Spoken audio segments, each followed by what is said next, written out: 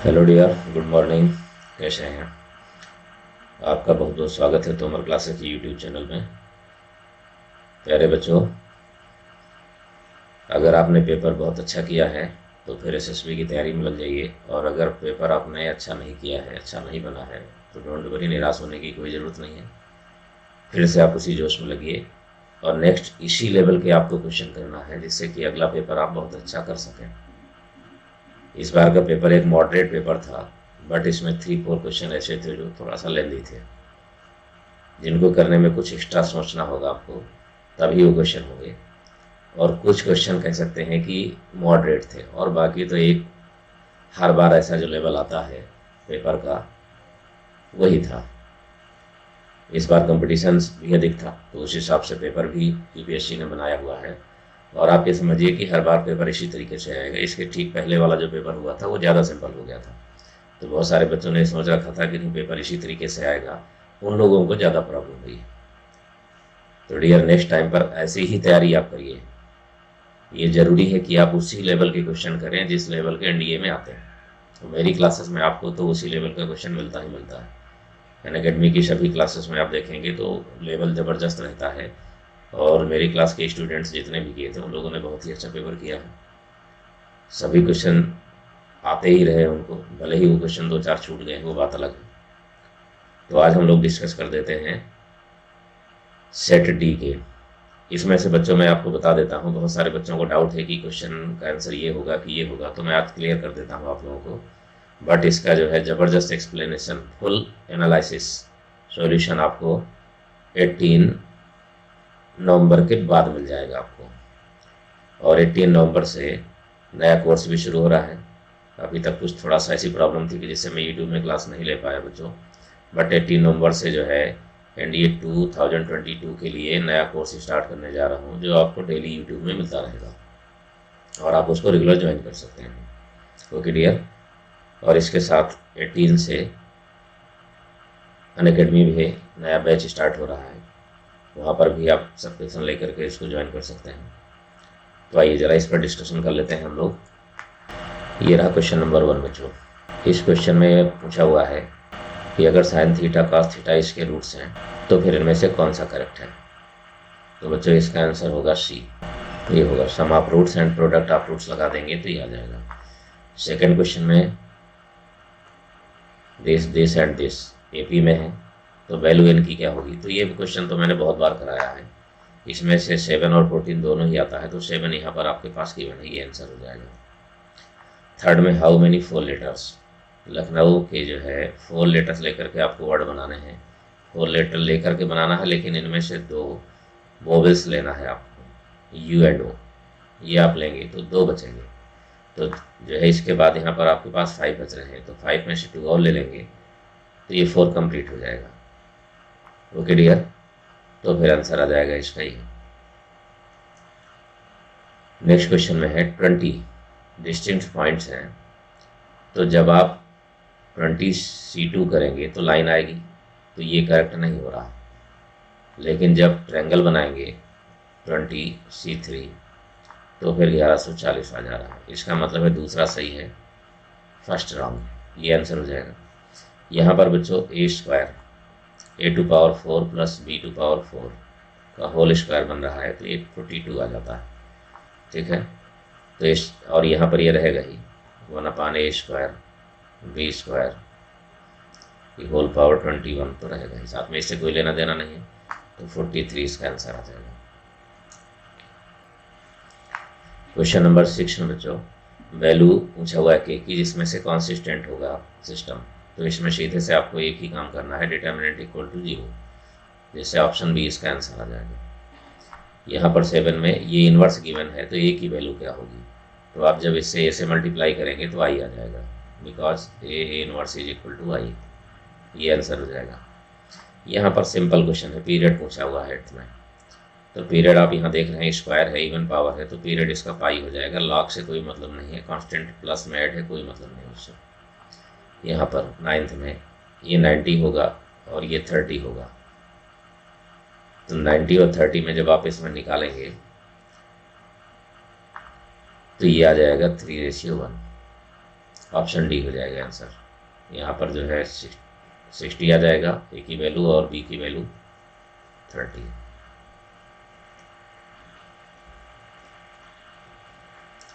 यहाँ पर बच्चों 10 साइड हैं, लेकिन जो ट्रायंगल बन रहा है उसमें से कॉमन साइड नहीं होना चाहिए, तो इसमें से डायरेक्ट फार्मूला है n-4 n-5, ये कैलकुलेट करके लाएंगे, ये बनता है फार्मूला।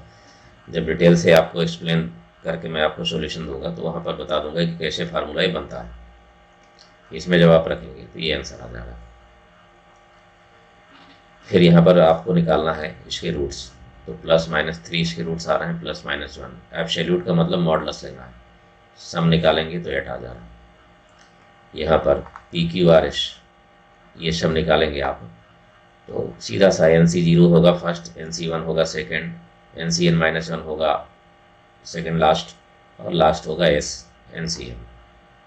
मल्टीप्लाई करके ऐड करेंगे तो C आंसर आ जाएगा। नेक्स्ट बच्चों, ये सब π/2 से ज़्यादा नहीं हो सकता, तो जब सभी π/2 होंगे तो सभी की वैल्यू 1 होगी, ये भी 1, ये भी 1, ये भी 1, तो आंसर आ जाएगा 3। ये दोनों बराबर होंगे बच्चों, तो अगर हम x = y = 45 ले लेते हैं तो बराबर हो जा रहा है, तो जब यहाँ रखेंगे तो 1 आ जाएगा। यहाँ पर एक्सप्लेन करके निकालेंगे, कंपेयर कर देंगे तो इसकी वैल्यू आ जाएगी ये m+n की। यहाँ पर ये बहुत अच्छा क्वेश्चन है बच्चों। यहाँ पर जो है 4 डिजिट आपके पास गिवन है, बट आपको निकालना क्या है, 4 डिजिट अपीयर होना चाहिए, 5 डिजिट का आपको बनाना है। सीधी सी बात है, जब 5 डिजिट का बनाना है तो मैंने ऐसे क्वेश्चन बहुत कराए कि जब हमारे पास डिजिट कम हो और ज़्यादा डिजिट का बनाना हो तो श्योर है कि पहली वाली डिजिट कोई ना कोई रिपीट होगी, तो 4C1 कोई ना कोई रिपीट होगी। अब आपने 5 पूरी कर दिया, जब 5 पूरी किया तो 5 फैक्टोरियल तो होगा, लेकिन रिपीटेड हो रहा है ना, तो 2 फैक्टोरियल करना पड़ेगा, तो 60 हो गया और ये 240 आ गया। ये आंसर हो जाएगा बच्चों। इसमें से हाउ मेनी डिस्टिंक्ट मैट्रिसेस, तो यहाँ पर बच्चों ऑर्डर नहीं लिखा है कि 2/2 का ही बनाना है, तो जब डिस्टिंक्ट मैट्रिसेस कह दिया 4 एंट्रीज लेकर के, तो हम ये भी बना सकते हैं ना। तो फिलहाल मेरे हिसाब से तो बच्चों यही आंसर होगा, ठीक है। ये मैट्रिसेस ये भी है, 4 एंट्रीज का ये भी 16 इसमें भी, 16 इसमें भी, 16 इसमें भी, क्योंकि हर एक एलिमेंट को 2 बेस से फिल कर सकते हैं, ठीक है ना। यही केवल लेना है आपको, तो मेरे हिसाब से तो 48 ही आएगा, ठीक है ना, क्योंकि इसमें 2/2 का दिया होता, ठीक है ना। इसके पहले जो क्वेश्चन आया था जो एग्जाम में 2/2 का क्लियरली दिया हुआ था, इसमें डिस्टिंक्ट मैट्रिसेस कह रहा है, ये नहीं कह रहा है कि 2/2, तो फिर हम यहाँ पर तीनों को लेना होगा हमें, ठीक है ना, इससे ज़्यादा नहीं हो सकता है।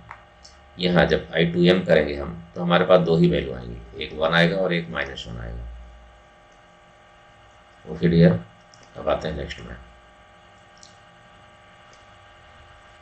यहाँ पर जब वैल्यू आप रखेंगे तो आप लेट भी कर सकते हैं, ABC को 1 1 करके 1 2 3 करके कैलकुलेट करके लाएंगे तो ये 0 आ जाएगा। यहाँ पर A की वैल्यू दी हुई है, तो जब सभी हैं तो डिटरमिनेंट्स इसका 0 हो जाएगा, यानी ये पॉसिबल नहीं, ठीक है ना। डज नॉट एग्जिस्ट लिखा है ना, तो डेफिनेटली ये होगा, ठीक है ना। ये नहीं हो सकता, मल्टीप्लाई करेंगे जब ये आ जाता है। अब ये क्वेश्चन मैंने बहुत बार कराया हुआ है, इसका मतलब है कि जो 1 और 3 C आंसर हो गया। यहाँ पर बच्चों ये दिया हुआ है, ये है, ठीक है ना, तो आप एक्स वाई लेट कर लेंगे, सेंटर हो गया। अब सेंटर से इसकी डिस्टेंस और सेंटर से इसकी डिस्टेंस जब इक्वल करेंगे और ये पॉइंट को सेटिस्फाइड करेंगे तो ये सेटिस्फाइड कर रहा है, ये आंसर हो जाएगा। जब इसके हिसाब से रेडियस आप निकालते हैं तो रेडियस जो है 30 और 60 के बीच में आ जाती है, ये आंसर हो जाएगा। यहाँ पर आप देख रहे हैं कि जब कोई भी इक्विलेटरल ट्रायंगल होता है बच्चों, तो एक वर्टेक्स उसका इरेशनल होता ही है, डेफिनेटली होता है, सोचने की जरूरत नहीं है। एरिया भी इरेशनल होता है, इसलिए ये आंसर हो गया बिल्कुल। ये सब कराए हुए क्वेश्चन है मेरे बच्चों, क्लास में ढेर सारे मैंने कराए हैं, कई बार कराए। Difference of the coordinates, difference of the coordinates जब आप निकालेंगे, इसमें से अगर आप जो है एक्स और वाई के बीच का निकालेंगे तो डेफिनेटली ये आंसर आ जाएगा, y - x = इसमें बच्चों देखिए एक पॉइंट दिया हुआ है, दूसरा दिया है, तीसरा दिया है, बिल्कुल शॉर्ट ट्रिक। मैंने बहुत सारा कराया, तुरंत ही आप डी निकाल लेंगे आसानी से। जब डी आ जाएगा तो सीधा सा सेटिस्फाइड करा देंगे दोनों पॉइंट से, ये आंसर आ जाएगा। पैरेललोग्राम का एरिया कैलकुलेट करके जब निकालेंगे तो 2 स्क्वायर यूनिट आ जाएगा इसमें। यहाँ पर बच्चों ये दिया हुआ है, साइड्स दी हुई हैं तीनों। जब तीनों साइड्स दी हुई हैं तो बी से ए पर जब परपेंडिकुलर का हमें निकालेंगे क्वेश्चन, तो ये आ जा रहा ऑप्शन डी। बिल्कुल डायग्राम बनाएंगे आपको डायरेक्ट दिखने लगेगा, और सरकम सेंटर भी आपको डायरेक्ट ही दिखने लगेगा, बिल्कुल डायरेक्ट दिखेंगे दोनों। ये सब मेरे कराए हुए क्वेश्चन है, इसी को एग्जैक्टली मैंने यही कराया हुआ सीधे से।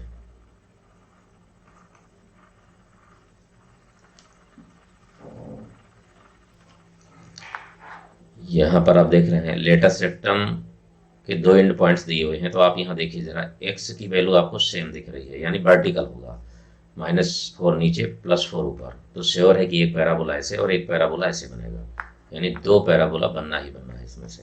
तुरंत हो गया डायग्राम देखते ही।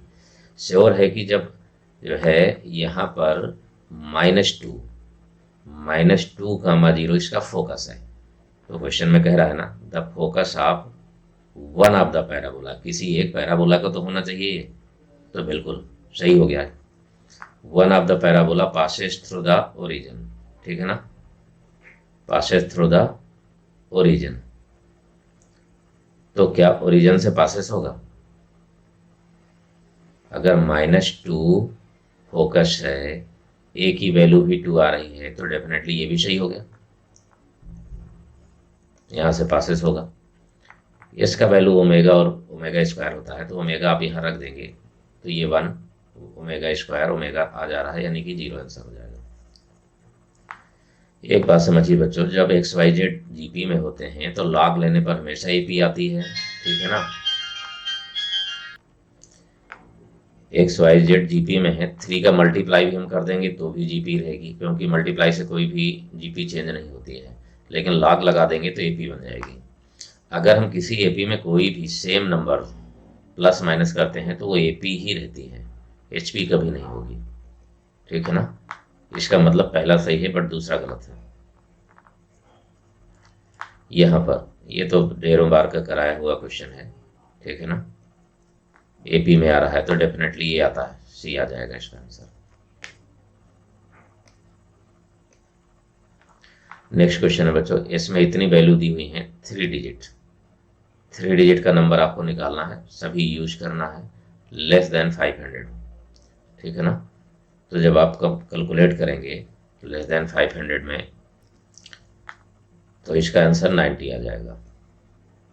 यहाँ पर देखिए कितना सिंपल सी बात है, यहाँ पर आप पी कॉमन ले लेंगे अगर आप, तो 9p बच रहा है, पी की जगह यहाँ 1 1 रख देंगे, यहाँ +1 बचेगा, तो सीधी सी बात है, जब यहाँ 9 रखेंगे आप मल्टीप्लाई करेंगे, 11 में अगर करेंगे तो फिर 99 आ जाएगा, 111 में करेंगे तो 999 आ जाएगा, तो सब 99 ही बनेगा ये। इस तरीके से n टाइम्स तक +1 कर देंगे आप, तो ये हो जाएगा p, और सब 0 0 n टाइम्स ही जाएगा, तो सीधी सी बात हो गई, सिंपल क्वेश्चन, p × 10⁻n, ये हो गया। क्वाड्रेटिक इक्वेशन में जब आप निकालेंगे बच्चों इसमें, तो इसका आ जा रहा है 0 से 5/3, magnitude alpha × beta less than 0 कर देंगे आप, ठीक है ना, अपोजिट साइन के हैं इसमें से।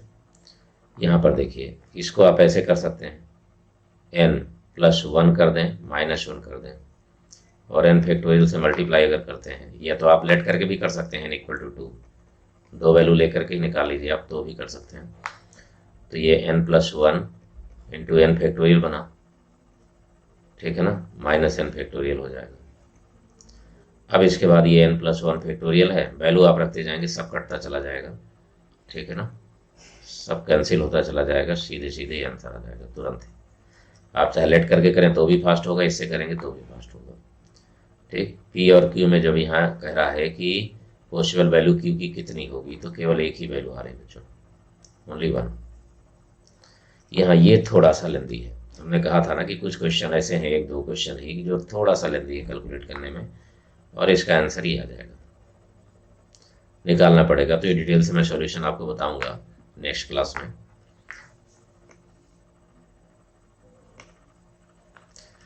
ये देखिए बच्चों, ये रिलेशन दिया हुआ है। जब ये रिलेशन दिया हुआ है तो definitely A B C A P में ही आता है। आप चाहें तो लेट भी कर लें, अगर 1 2 3 लेट करेंगे तो ये डेफिनेटली एच पी में आ जाएगा, ठीक है ना। लेकिन ये जी पी में कभी नहीं आएगा। इसका मतलब है कि 1 करेक्ट है, सेकंड रॉन्ग। यहाँ पर जब वैल्यू बच्चों रखते हैं आप, ए की वैल्यू ही सामने देखिए, जब कैलकुलेट करके यहाँ रखते हैं तो -2i के इक्वल आ जाएगा सिंप्लीफाई करने पर। यहाँ पर ये देखिए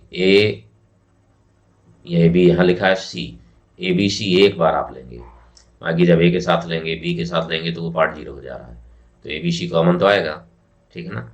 लेकिन ए बी सी कॉमन किसके साथ आएगा ये आपको देखना है। इसमें -4 आ जाएगा, इसमें ये आ जाएगा बच्चों, ठीक है। यहाँ तो जो है n = 1 लेट कर देंगे आप, कैलकुलेट करेंगे तो सीधी सी बात है कि 8 7 15 हो गया, 15 के लास्ट 3 बच रहे हैं। तो जब लास्ट 3 बच रहे हैं तब तो बिल्कुल सिंपल हो गया, सीधा सा -1 आएगा, बाकी सब आई कट जाएगा। यहाँ देखिए ये तो एक सर्कल का इक्वेशन होता है, ये भी जेड मॉड जेड स्क्वायर होगा, ये भी जेड स्क्वायर है, तो एक सर्कल के अलावा कुछ बनाने का प्रश्न नहीं, एक फैक्ट है। यहाँ पर जब आप इसका स्क्वायरिंग कर देंगे आप, या फिर लेट कर लें ए बी = 1 2 1 1 1 0, कुछ भी लेट कर लें, ये आंसर आ जाएगा। इसको जब बच्चों कैलकुलेट करेंगे तो इसको जो है आप 10 में बदल देंगे, इसको भी 10 में बदल देंगे, 6/17 इसका आंसर आ जाएगा। कैलकुलेट करेंगे, ये तो वेरी सिंपल क्वेश्चन है, सीधे sin 3x की वैल्यू 0 आ जाएगी, tan 3x की वैल्यू 0, क्योंकि 0 से पाई में लेना, तो यहाँ पर π/3 आंसर आएगा, और π/3 यहाँ रखेंगे तो पाई हो जाएगा। ये हाँ बच्चों, यहाँ कह रहा है पी क्यू मिनिमम होगा, और पी और क्यू और 3, ये फर्स्ट थर्ड फिफ्थ, ठीक है ना, ए बी के टर्म्स हैं, और डी की वैल्यू क्या होगी, तो ये आ जाएगा कैलकुलेट करने पर बच्चों। यहाँ पर x³ -8 है, तो ये सभी अलग अलग होंगे, जो है इसका 2 ओमेगा स्क्वायर आएगा, तो कोलिनियर कभी नहीं होते हैं, यानी ये भी सही है।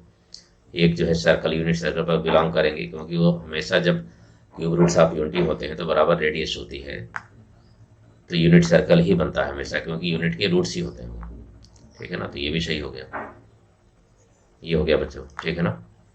फिर यहाँ पर हम जो है P = निकाल रहे हैं ना, तो ये 1/, में करिए 2 कर दीजिए, sin 2x हो जाएगा। sin 2x की मैक्सिमम वैल्यू 1 होगी तो P मिनिमम हो जाएगा, यानी 2 आंसर आ जाएगा इसका, ठीक है ना। यहाँ पर sin² θ मैक्सिमम वैल्यू आप कैलकुलेट भी कर सकते हैं, या फिर वैल्यू रख करके भी देख सकते हैं, ये B आंसर आ जाएगा।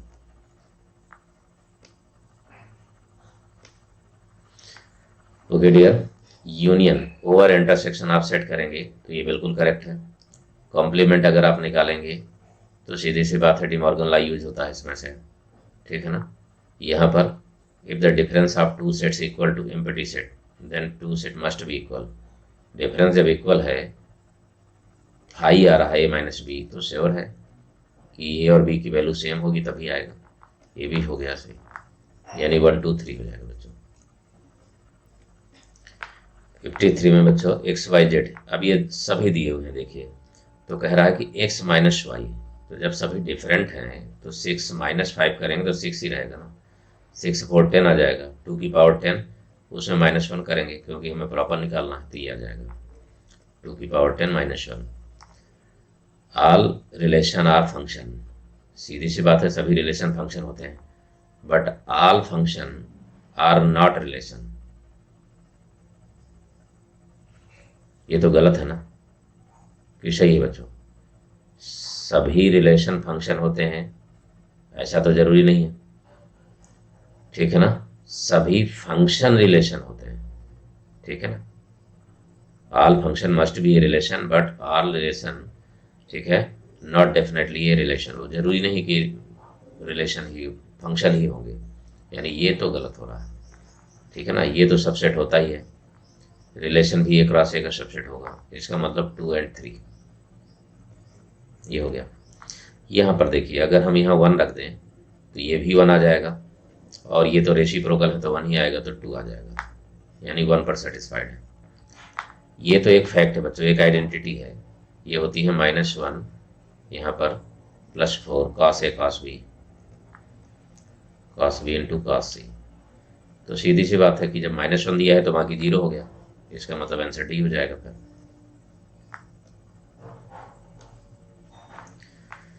यह बच्चों ये वैल्यू रखना है, तो अगर आप चाहें तो ए और सी 0 भी रख सकते हैं, ए और सी दोनों 0 भी रखेंगे तो भी आंसर आ जाएगा इसका 0। ओके डियर, यहाँ पर 250 है पहले वाले में, ठीक है ना, दूसरे वाले में 200 है इवन नंबर, यानी 200 नंबर पूरे, तो ए इंटरसेक्शन बी में 6 आ जाएगा, क्योंकि ये 3 का मल्टीपल और ये 2 का मल्टीपल, तो फिर सबसे कम तो 200 है ना, तो 200 को हम जो है 6 से डिवाइड कर देंगे और जितना भी आएगा वो 450 में माइनस कर देंगे,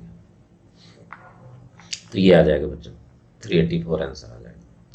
यहाँ पर सम आप n+1 का यूज कर देंगे, सभी वैल्यूज आ जाएंगी, इसका भी इसका भी इसका भी, और आंसर 3 आ जाएगा। ठीक है, यहाँ पर k की वैल्यू पूछ रहा है, तो कह रहा है कि difference alpha minus beta equal to 1 है, रखेंगे आप तो वैल्यू आ जाएगी, -2 वैल्यू जाएंगी, बट यहाँ पर एक ही वैल्यू दी हुई है, ये सेटिस्फाइड हो गई। मॉड x -1 हमेशा बच्चों ध्यान रखिए कॉन्टिन्यूस तो होता है, तो ये तो सही होगा।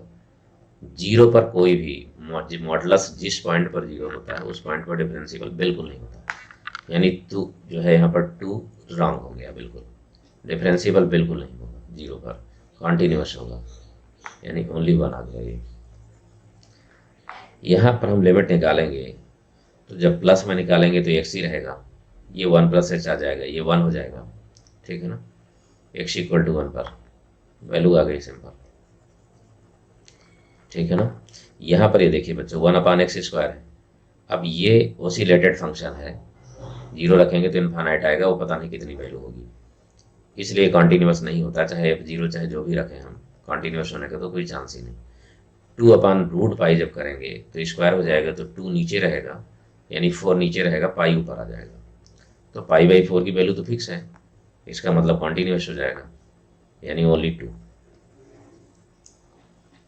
क्वेश्चन नंबर 64, यहाँ आप देख सकते हैं कि f(x) = 1 - sin x है, तो 1 यहाँ 0 आ जाएगा, तो फिर 1 हो जाएगा बच्चों, यानी -1 से 1 तक इसका होगा, जब +1 करेंगे तो 0 से 2 आ जाएगा क्लोज में, ये होगा बच्चों। यहाँ देखिए जब हम इसका डिफरेंशिएशन करते हैं बच्चों, तो जनरली तो x बचता है, तो उस हिसाब से तो 1 आना चाहिए, लेकिन ये नहीं है, क्योंकि जब हम इसको डिफरेंशिएट 1/-1/√1 - cos² करेंगे तो साइन बनेगा, और मॉडलस साइन जो है ये -π/4 पर नेगेटिव आ रहा है, इसलिए इसकी वैल्यू -1 में आ जाएगी। यहाँ पर जब हम इसको डिफरेंशिएट यहाँ पर इंटीग्रेट करना है हमें, वो भी इसके रेस्पेक्ट में, तो बेटा जब dx² करेंगे तो आप dx डिवाइड कर दीजिएगा, dx मल्टीप्लाई कर दीजिएगा, जब इस तरीके से कर देंगे तो अपने आप इसमें आंसर डी आ जाएगा, ठीक है ना। फिर इंटीग्रेट, x⁴n का फार्मूला है, कुछ भी नहीं है इसमें, ठीक है ना। यहाँ पर देखिए f(x) = x² + 1 है, बट ये ओपन इंटरवल दिया है, अगर ओपन ना होकर के क्लोज होता तो डेफिनेटली ये भी सही होता, ये भी सही होता, लेकिन यहाँ पर ओपन है, इसलिए ये भी गलत है, ये भी गलत है, ठीक है ना। नाइदर 1 नाइदर 2 दोनों आ गया, ना मिनिमम होगा और ना ही मैक्सिमम। यहाँ f1 और f4 दोनों ही सेम है, तो ये f(x) आएगा, f4 बनेगा और -f1 बनेगा, जब दोनों सेम हो रहे हैं तो आंसर आ जाएगा 0। यहाँ पर ये देखिए cos x आएगा, e log e वैल्यू 1 हो जाएगी, cos x का sin x होगा, sin 91 आ जाएगा, ये होगा डियर। यहाँ देखिए जब इसको करेंगे तो ये मॉड के अंदर आ रहा है, लेकिन 0 से π/4 पर है, तो cos बड़ा होगा बच्चों, तो cos x पहले लिखना होगा और -sin x बाद में लिखना होगा। ये गलती बच्चों से बहुत सारे से हो गई है, इसमें 0 से π/4 में cos बड़ा होता है, तो ये sin x आ जाएगा और ये प्लस हो जाएगा cos x। सीधी सी बात है कि a की वैल्यू 1 आ गई और b की वैल्यू भी 1 आ गई, तो फिर a + b - 2 = 0 बन जाएगा, ठीक है ना। ऑर्डर की बात करें सभी इलिप्स की, अब बच्चों यहाँ इलिप्स ये तो नहीं लिखा है कि उसका सेंटर 0 0 होगा, तो जब 0 0 नहीं होगा तो फिर क्यों नहीं हम ऐसे मान के चलें, ये फिर तो 4 हो जाएंगे ना, y - b² और अपान बी स्क्वायर वाई माइनस के। यहाँ एच के बट इसका सेंटर हो जाएगा, सेंटर फिक्स नहीं है तो कुछ भी ले सकते हैं हम, इसलिए ऑर्डर इसका 4 होगा क्योंकि 4 पैरामीटर्स हैं इसमें ए बी एच के। यहाँ पर जब आप सॉल्व करेंगे सर्कल का, दोनों को टच कर रहा होगा तो ये बनेगा, इसमें एक्स माइनस ए इसमें भी होगा, वाई माइनस में भी यही होगा, ठीक है ना, इक्वल टू ए स्क्वायर होगा, सेम चीज़ आएगी। तो ये आ जाएगा बच्चों 2। यहाँ इसको जब कैलकुलेट करेंगे डिफरेंशिएट करके, फॉर्मेशन ऑफ डिफरेंशियल इक्वेशन है, तो ये आ जाएगा, ठीक है ना। यहाँ log tan x/2 को t मान लेंगे तो tan x/2 या 0 बन जाएगा, ठीक है बच्चों। यहाँ से जब tan x का, ये बहुत बार आ चुके हैं क्वेश्चन पहले भी, -1 0 से पासिस होगा जब x इक्वल टू यहाँ y इक्वल टू 0 रखेंगे, टेंजेंट का इक्वेशन निकाल करके।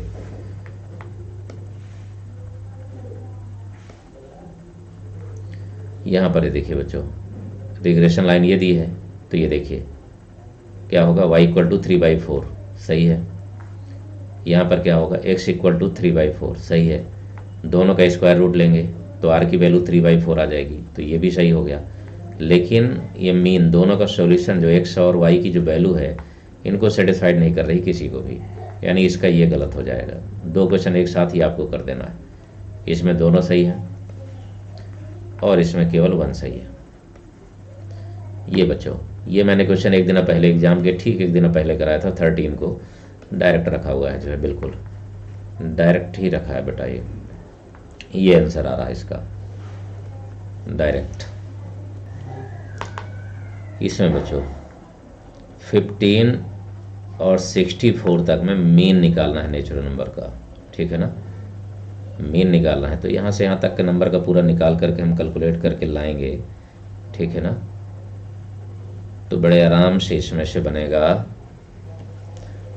39.5, ये आ जाएगा बच्चों, ठीक है। नेक्स्ट क्वेश्चन में x है, आप 1 लेट कर सकते हैं इसमें, तो 1 1 3 4 और ये 11 आ जाएगा। तो अगर आप मीन निकालेंगे इसका तो मीन बड़ा ही आ रहा है बेटा वैसे भी, ठीक है ना, मॉड छोटा ही होगा। मीडियन भी बड़ी आ रही है इसमें से, ठीक है ना, आप देख सकते हैं इसमें से, लेकिन मीडियन बड़ी कहाँ से आएगी, मीन तो बड़ा हो रहा है। अगर आप रखेंगे इसमें से, देखिए 1 रख दिया आपने तो 1 1 हो गया, ठीक है ना, 1 1 हो गया, 3 हो गया और ये 4 हो गया और ये साथ में 11 हो गया। तो मीडियन तो ये रहेगी इसमें से। अगर मीन निकालेंगे तो ये देखिए, यहाँ 11 4 15 और 15 5 20 होगा, और यानी 20/5 यानी 4 आ जा रहा है।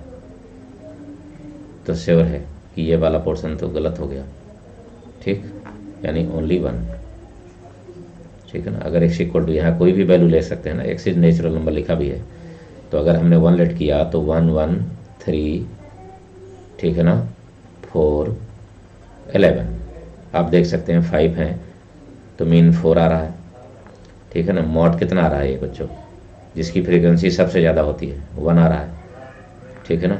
मीडियन यहाँ पर निकालेंगे जो है, ये सेम वैल्यूज दी हुई हैं तो भी ये वैल्यू आप मानेंगे इसमें से, ठीक है ना, ठीक। और अगर हम इनको दोनों को ऐड करके भी निकालें तब भी 4 से कम ही होगा, यानी मीडियन कभी भी बड़ी नहीं होगी। 10 ऑब्जर्वेशन का, ठीक है ना, मीन आप 10 ऑब्जर्वेशन का निकालना है, इतना है ये, ठीक। ईच ऑब्जर्वेशन मल्टीप्लाई बाई 4 और फिर 44 माइनस कर दिया जाता है, तो न्यू मीन कितना होगा बच्चों, ठीक है। तो न्यू मीन आ जाएगा ये, जी कह रहा है ज्योमेट्रिक है इसका, ठीक है ना, पूरे का कैलकुलेट करके लाएंगे इसमें से तो ये रिलेशन आ जाएगा, ठीक है ना। बिल्कुल सिंपल है, हार्मोनिक मीन निकालना है इसमें से, वैल्यू ऑफ एक्स क्या होगी, ये दिया हुआ है हार्मोनिक मीन, ठीक है ना। तो ये आंसर आ जाएगा, ठीक।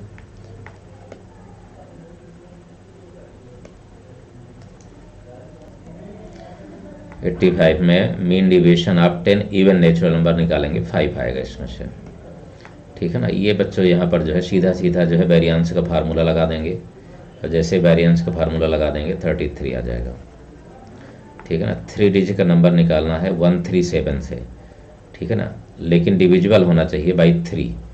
अब बाई 3 में तो इनका सम डिविजिबल हो ही नहीं रहा है, तो प्रोबेबिलिटी 0 हो गई, इम्पॉसिबल इवेंट। ठीक है ना, n <4 आता है, n<4 लेना है, यानी 1 2 3 में ही कोई लेंगे। 1 2 3 यहाँ कोई भी रखेंगे बच्चों तो इसके रियल तो होने का चांस ही नहीं उठता, यानी ये भी 0 हो गया। ठीक है ना, ये प्रोबेबिलिटी दी हुई है दोनों की, तीनों की जो है, तो पी बी अपान ए कितना होगा। ठीक है ना,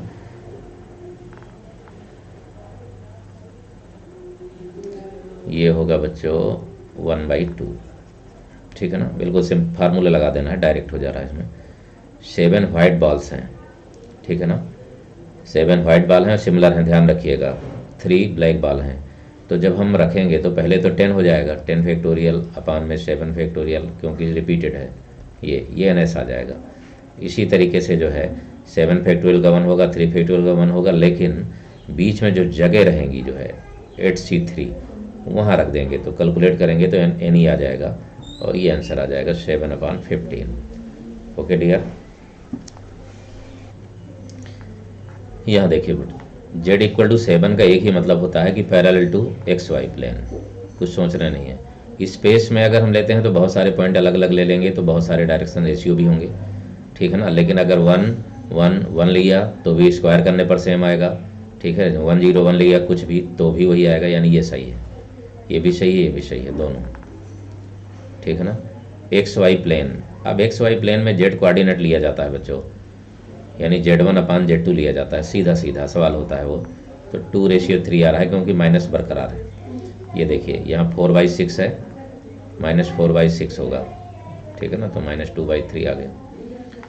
नंबर ऑफ जो है कोऑर्डिनेट में स्पेयर बेटा ऊपर नीचे चारों रखेंगे, इसको मैंने ढेरों बार कराया है, कम से कम 50 क्वेश्चन आए हैं जो डिक्टो वही क्वेश्चन आए हैं बच्चों, जो मैंने क्लास में कराए हैं एकेडमिक क्लासेस में, बिल्कुल सेम वही क्वेश्चन, डायरेक्ट वही आए हैं।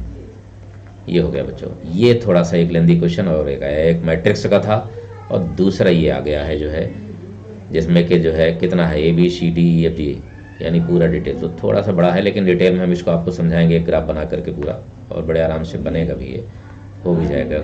ऐसा नहीं है कि जो है बहुत टफ है, हाँ बस थोड़ा सा जो है सोचना ज़रूर होगा। ये यहाँ पर बच्चों बहुत सारे बच्चों को कन्फ्यूजन है कि यहाँ C कैप होता है, C कैसे है, लेकिन C यूनिट वेक्टर दिया है, मेरे हिसाब से यूनिट वेक्टर है तो कैप नहीं भी लगा रहा है तो भी यही होगा। जब मॉड A मॉड B को हम 1 मान सकते हैं तो ये भी सही हो सकता है, और ये सही है ही है। ठीक है ना, तो मेरे हिसाब से आंसर बिल्कुल यही होना चाहिए। ठीक है ना, UPSC क्या मान करके इसको देता है, अगर C कैप मान लेगा तब ये गलत हो जाएगा। ठीक है ना, तब तो 2 ओनली आ जाएगा। ठीक, और अगर यूनिट वेक्टर ही मान करके इसको चलता है, क्योंकि दिया तो यही है, तब तो फिर दोनों सही है।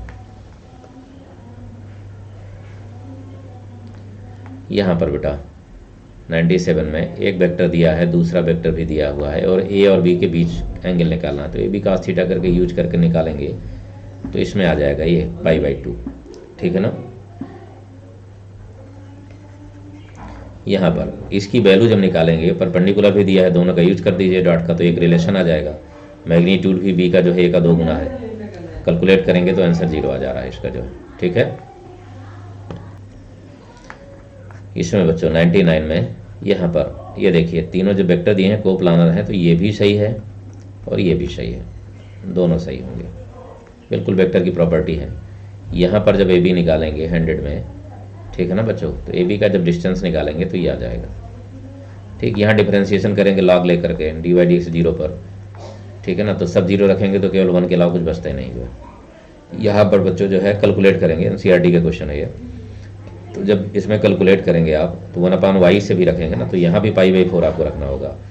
ठीक है ना, जब दोनों में π/4 रखेंगे तो कैलकुलेट करके आंसर इसका जो है -1 आ जाएगा। ओके डियर, नेक्स्ट में आ जाइए। यहाँ पर f(x) = है f(f) दिया है, तो f(x) = x² लेट कर लेंगे आप, तो अपने आप वही आ जाएगा। ठीक है ना, 2x हो जाएगा, 1 रखेंगे तो 2 आंसर आ गया। ये सीधा सा है बच्चों, मैंने कराया है कि जब बेस की वैल्यू >1 हो, हाईएस्ट बेस का कॉफिशिएंट लेते हैं, तो इसका मतलब ये बड़ा है तो इसका कॉफिशिएंट कितना हुआ 1/1। ढेरों कराया हुआ है ऐसे क्वेश्चन बच्चों, बहुत। ये आ गया आंसर। यहाँ पर जो है जब 2 रखेंगे आप इसमें भी और इसमें भी कंपेयर करके रखेंगे, तो केवल 1 पर ही सेटिस्फाइड हो रहा है, बस केवल 1 ही एक ऐसी वैल्यू है जो इसको क्लियर कर दे रही है। यहाँ x प्लस 1/x है। अब ये ग्रेटर देन इक्वल टू 2 होगा, ठीक है ना। ठीक है बेटा, maximum value x equal to 1 पर नहीं होगी, मिनिमम वैल्यू होगी, यानी ये तो गलत हो गया। अब लोकल मैक्सिमा लेस देन क्या होता है, local maximum value of F x is less than minima, ये तो कैसे हो सकता है, ये तो पॉसिबल ही नहीं। ये होगा यहाँ पर बेटा, जब हम स्क्वायर निकालेंगे तो मैक्सिमम जो है रेक्टेंगल का एरिया तभी होगा जब वो स्क्वायर हो, और स्क्वायर होगा तो सीधे जो है, ठीक है ना, r√2 यानी कि स्क्वायर करेंगे तो ये आंसर आ जाएगा। ये तो बेटा बिल्कुल सिंपल है, x⁴n के फॉर्म में हमने ढेर बार कराया हुआ है, ये बिल्कुल बच्चों को रटा था, ये आंसर हो गया इसका। यहाँ e⁴x में log e करेंगे तो 1 ही आ जाएगा, यानी log e आता रहेगा ना, जानते हैं ना आप a⁴x का क्या होता है, a⁴x log a तो 1 होता जाता है, तो t मानने के बाद यही आंसर बन जाएगा तुरंत ही। यहाँ पर 3k-1 आएगा क्योंकि डिफ्रेंशिएट करेंगे और d लेस देन 0 करेंगे, क्योंकि कोई भी क्वाड्रेटिक इक्वेशन जब भी ग्रेटर देन 0 लिखेंगे आप, ये सब इनइक्वलिटी है बच्चों, ये सब मैं पूरा क्लास में पूरा डिटेल से लिखवाता हूँ, एक एक नहीं कई बार, तो हमेशा d लेस देन 0 लिखते हैं इसमें से, अगर ये पॉजिटिव है तो ये आंसर हो जाएगा। 2x ले रहे हैं और f'0 ये, तो इसमें बच्चों आ जा रहा है ये d, 2⁸ आंसर आ जाएगा। ठीक, यहाँ पर कैलकुलेट करेंगे, मॉडुलस है, कैलकुलेट करके लाएंगे तो ये वैल्यू आ जाएगी इसमें। यहाँ पर f की वैल्यू दी हुई है 1 से 0 के बीच में, इंटरवल यूज करेंगे जब हम इसमें, तो यहाँ पर ये आ जा रहा है k<2 आ जाएगा बच्चों, डिफ्रेंशिएट करके सिंपल सा है, 1 से में 1 रखेंगे तो अपने आप आ जाएगा इतना ही। ये ग्राफ बना दीजिए बेटा, तो जब ग्राफ बना करके लाएंगे तो इसमें आंसर ये आ जाएगा।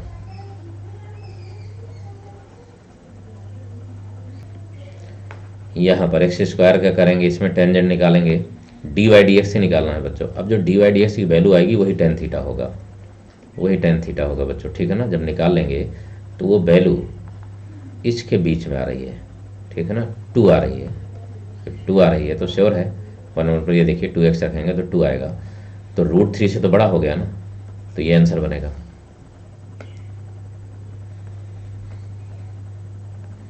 यहाँ देखिए बच्चों, जब हम यूनियन का यूज करते हैं तो यूनियन हमेशा P A यूनियन B जो है कभी भी 1 से बड़ा तो नहीं होगा, क्योंकि प्रोबेबिलिटी ही है ना।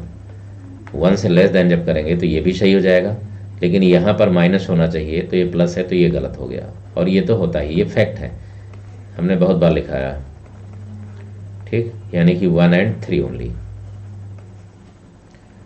ये बच्चों एक बेसिक क्वेश्चन है बिल्कुल ही, जब हम PA/B का यूज करते हैं तो बहुत ही बेसिक है। PA/B का मतलब होगा PA∩B/PB, right, less than PA, ये बन जाता है।